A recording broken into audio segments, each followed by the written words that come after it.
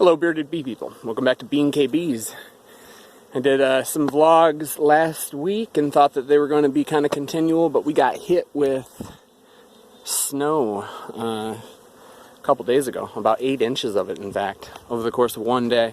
And then the next day it was 50 degrees and now it's 55 or 56 degrees and most of it is melting away. And we are back to the the scheduled bee activities. So my first thing coming out of winter in terms of actual management is to assess the mite loads. Here it is coming on to the latter part of April here in Michigan, and the bee numbers are starting to increase again, and I have to figure out where these mite loads are at. Every month or so, at least 3 times throughout the year.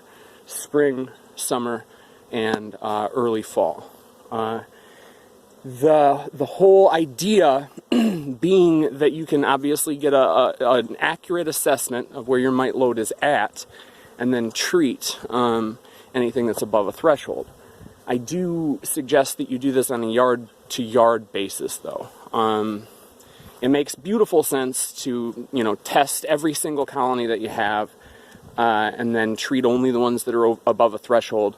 But when we stack colonies together like this, and your yard may not look like this, it may look a little bit more separated, that would make sense. Maybe something like this.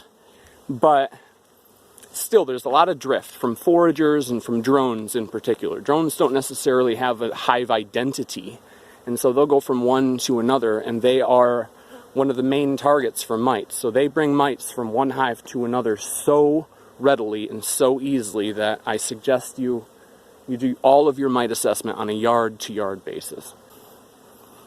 I'm getting ready to do a mite wash. You may be tempted to settle for a less damaging method of mite assessment, but I highly, highly suggest that you stick to the alcohol wash. I think my doggy just got stung. Get out of here, Holly. Go up there. Or she was chasing something. I don't know. So you may be tempted to do CO2, to knock them out, or yeah, I think she's okay. Or sugar roll. But this is our #1 foe when it comes to keeping bees. And for that reason, I think that we need to be as accurate as we can possibly be. So, yeah, we're killing about 300 bees per assessment, but it is for the betterment of the colony without a doubt. Think of it as taking a biopsy.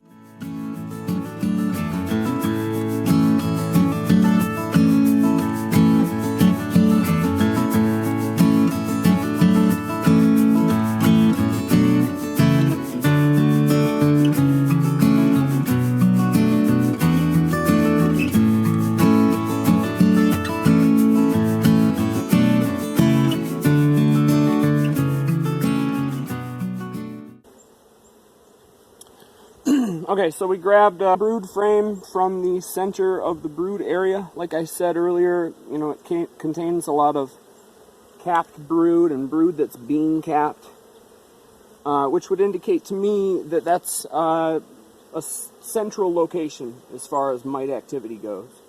Because once again, they make their numbers underneath capped brood, so you'd likely find the highest mite concentration around capped brood.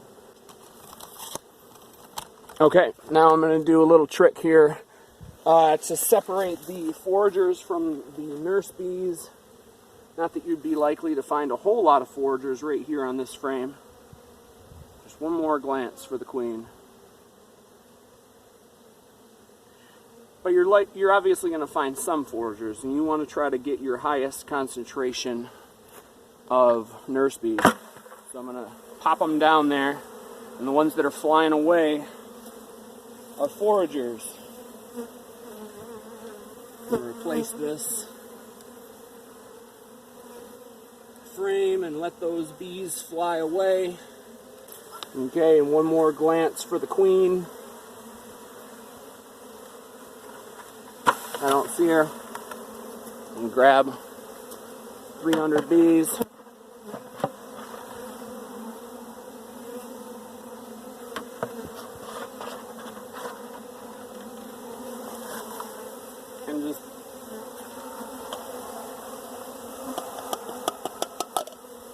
Pop them in there. Once again, it's for the betterment of the colony. So really try to keep that as a central thought, because it's definitely not a pleasant thing killing all those bees.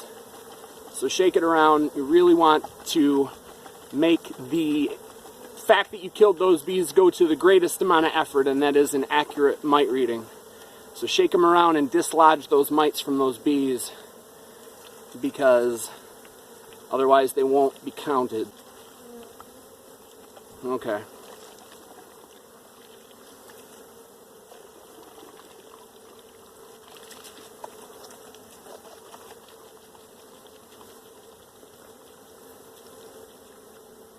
Okay.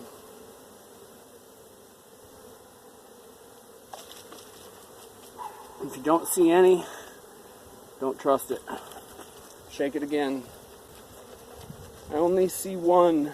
In a 300 bee sample, 6 would be the threshold, 2%. A lot of people have a gliding threshold based on at what point in the year, but I think a good 2% is it's easy to remember. And okay, so I do have more than one. It's easy to remember, and it will keep you with some healthy bees throughout the entirety of the year. So let's see here. 2 and a speck. I highly doubt I would be able to show you that. Maybe. I don't know. Either way, I see 2 and a speck, which is well under the threshold, and that's good. I'm gonna give these bees back where they belong. Alright, so that's good. That eases my fears. But once again, they are everywhere. To think that you don't have mites in your hive is either you did extremely well in creating some really resistant bees, and then you also did a very accurate mite wash, like we're demonstrating here, that showed you that there was none. Or you're underestimating how ubiquitous these things are. And to take pictures of the backs, which I've had people tell me that they do, to glance across the backs, that just doesn't work. And I'm sad that doesn't work, because I wish it did, but it doesn't. The only visual inspections are usually going to show you a too little too late scenario, like looking through drone brood. That can be a good indication, but if you see a bunch, it's probably a too little too late scenario. The damage has already been done.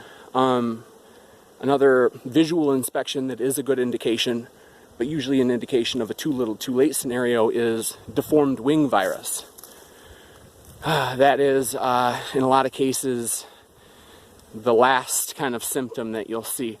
Deformed wing virus and varroa mites go hand in hand, and it's one of the reasons that our control of these varroa mites is super important to the beekeeping industry, and these bees and your bees and native bees and just about everything, because the amount of deformed wing virus that these varroa mites are carrying with them is allowing for this virus to mutate and change into something that we did not foresee, and that we don't know how damaging it can be. So we really need to keep these mites in check so that we can stop these unforeseeable consequences, like the mutation of deformed wing virus. So this is a super important issue.